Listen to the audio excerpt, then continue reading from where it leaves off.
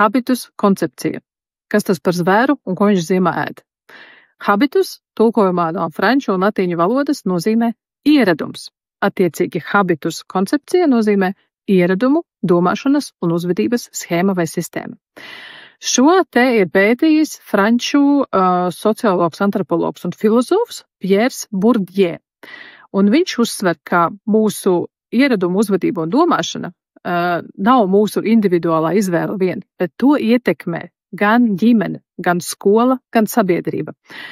Un kas viss tāds interesantākais šajā momentā bija, ka šīs visas izvēles, tas, ko mēs izdarām dzīves laikā, visbiežāk notiek neapzināti. Un tas tad ir mans lauciņš jau saistībā ar šo te. Un šeit ir tāds labs moments, kad satiekās tā saucamā ezotērika ar zinātni, kur zinātnieks apgalvo tieši to pašu, ko cilvēks saista, ko mūsdienās vien biežāk var dzirdēt tieši par šo te dzimtas spēku un dzimtas ietekmi.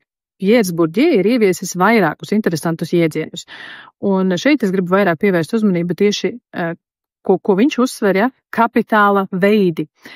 Tātad pēc viņa domām nav pareizi vērtību piešķirt tikai un vienīgi finansiālajam kapitālam. Jā, mūsdienu kapitālisma pasaulē dzīvoja, tam ir liela vērtība, bet ne mazāka vērtība pēc Pierre Bourdieu un īstenībā arī manām domām ir arī kultūras kapitālam, kas ir izglītība, valodu zināšanas, gaume, kultūras pieredze. Tieši tāpat tās liela vērtība arī ir sociālajām kapitālam, kas nozīmē kontakti, draugi, paziņu loks, kas var atbalstīt un palīdzēt grūtos dzīves brīžos, vai vispār pat ne grūtos, vienkārši var palīdzēt iekārtoties kaut vai kādā darbā.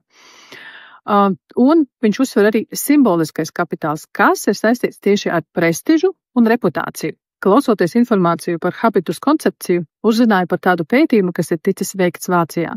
Un man tas likās ļoti interesants, tāpēc padalīšos ar jums. Un tur tika pētītas ģimenes, kurās vecāki ir bijuši studējuši vai nav bijuši studējuši. Un attiecīgi tur tika secināts, ka tajās ģimenēs, kurās vecāki nebija studējuši, studēt aizgāja apmēram 26% no bērniem.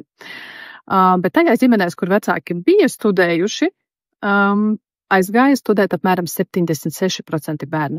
Un tas vien jau liecina par šo te sociālo nevienlīdzību, ja, ko ietekmē mūsu ģimene, ko ietekmē mūsu iepriekšējās paaudzes. Un ka tam ir jāpievērš ļoti liela uzmanība, ne tikai no šīs puses, kas ir tā saucamā ezotēriskā, ja, bet arī tieši no zinātniskās puses. Un tas mani ļoti, ļoti uzrunāja šajā te visā koncepcijā.